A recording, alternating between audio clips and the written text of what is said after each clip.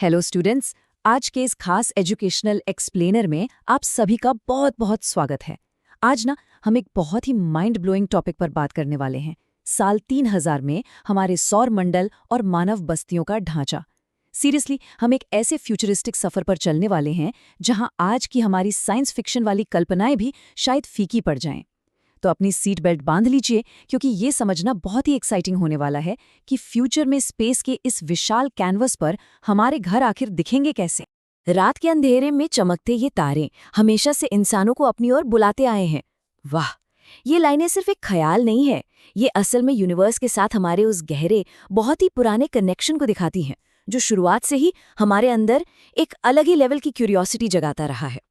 आसमान की तरफ देखना, सितारों तक पहुंचने का सपना देखना, ये हमेशा से ही हमारे इतिहास का एक बहुत बहुत इम्पॉर्टेंट हिस्सा रहा है।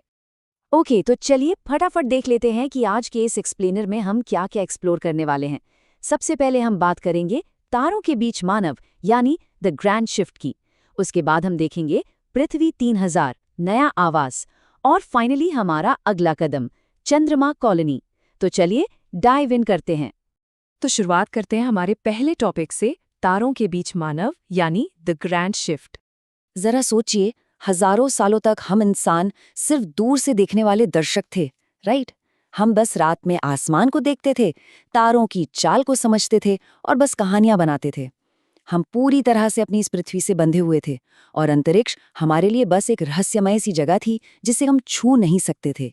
लेकिन फ्यूचर में ना, ये पूरी की पूरी पिक्चर बदलने वाली है। हम एक अर्थ बाउंड दर्शक से बदलकर एक्चुअल स्टार ड्वेलर्स बन जाएंगे। मतलब हम सच में उन तारों के बीच अपना घर बसा चुके होंगे। आप समझ रहे हैं? ये ह्यूमन हिस्ट्री का लिटरली सबसे बड़ा और रेवोल्यूशनरी बदलाव है। अब बढ़ते हैं हमारे दूसरे और बेहद दिलचस्प टॉपिक की तरफ, पृथ्वी 3000 नया आवास, एक मेगा हैबिटेट। अब देखिए, स्पेस में बहुत दूर जाने से पहले हमने क्या किया? हमने अपने इसी मूल घर यानी पृथ्वी को ही पूरी तरह से री इंजीनियर कर डाला। पास्ट की जो पृथ्वी थी ना, वो प्रदूषण और रिसोर्सेज की कमी से जूझ रही थी। लेकिन साल 3000 आते आते हमारी टेक्नोलॉजी ने इन सारी रुकावटों को जड़ से खत्म कर दिया है। एडवांस्ड एयर प्योरिफिंग मशीनें और पूरी तरह से आर्टिफिशियल इंटेलिजेंस से चलने वाले शहरों ने हमारे एनवायरनमेंट को एकदम क्लीन और बैलेंस कर दिया है। ये अब एक ऐसा सेल्फ सस्टेनिंग इकोसिस्टम बन गया है जहां नेचर और टेक्नोलॉजी दोनों बिल्कुल परफेक्ट हार्मनी में काम करते हैं। और हाँ, एनवायरनमेंट के साफ होने के साथ साथ हमारे रहने का दायरा भी ना बहुत मैसिव तरीके से बढ़ गया है। हवा में उड़ती गाड़ियां, तैरते हुए रिसर्च स्टेशंस, ये सब तो साल 3000 में एकदम नॉर्मल बातें हैं। सोचिए, मानव बस्तियां अब गहरे महासागरों के अंदर तक फैल चुकी हैं। पानी के अंदर बसे ये अल्ट्रा मॉडर्न शहर इस बात का पक्का सबूत हैं कि हमने क्लोज लूप टेक्नोलॉजी और एडवांस्ड इंजीनियरिंग से धरती के हर एक कोने को रहने लायक बना दिया है। अब हमारे लिए कोई भी जगह नामुमकिन नहीं है। लेकिन इन सब के बीच जो सबसे बड़ा गेम चेंजर है, वो है हमारी एनर्जी। साल 3000 में ऊर्जा का उत्पादन पूरे 100% रिन्यूएबल है। जी हाँ, 100%। फॉसिल फ्यूल्स, वो तो अब पूरी तरह से हिस्ट्री बन चुके हैं। हर एक घर, हर एक बिल्डिंग पूरी तरह से सोलर पावर पर चलती है।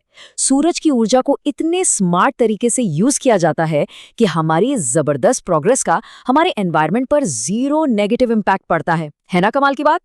तो अब इन सारी शानदार अचीवमेंट्स और इस परफेक्ट मेगा हैबिटेट को समझने के बाद दिमाग में एक बहुत ही ऑब्वियस सा सवाल आता है, क्या पृथ्वी अब इंसानों का इकलौता घर है? मतलब जब हमने अपनी धरती की हर प्रॉब्लम सॉल्व कर दी है, इसे इतना परफेक्ट बना दिया है, तो क्या हमारी कहानी बस यहीं खत्म हो जाती है? बिल्कुल नहीं। और यहीं से शुरू होता है हमारा तीसरा टॉपिक, अगला कदम चंद्रमा कॉलोनी, जो कि हमारा नेक्स्ट फ्रंटियर है। देखिए, एक एकदम परफेक्ट और बैलेंस्ड पृथ्वी हमारी फाइनल डेस्टिनेशन नहीं है, बल्कि ये तो एक मल्टी प्लैनेटरी सिविलाइजेशन बनने की तरफ सिर्फ हमारा पहला कदम है। लेकिन पृथ्वी अब इंसानों का इकलौता घर नहीं रही। ये लाइन अपने आप में बहुत बहुत पावरफुल है। हमारी एडवांस्ड इंजीनियरिंग और टेराफॉर्मिंग की नॉलेज ने हमें इस काबिल बना दिया है कि हम चांद पर अपनी परमानेंट कॉलोनियां बसा सकें। फ्यूचर के लूनर आउटपोस्ट हमारा अगला घर होंगे, जहां से हम पूरे सोलर सिस्टम में फैलने की तैयारी करेंगे।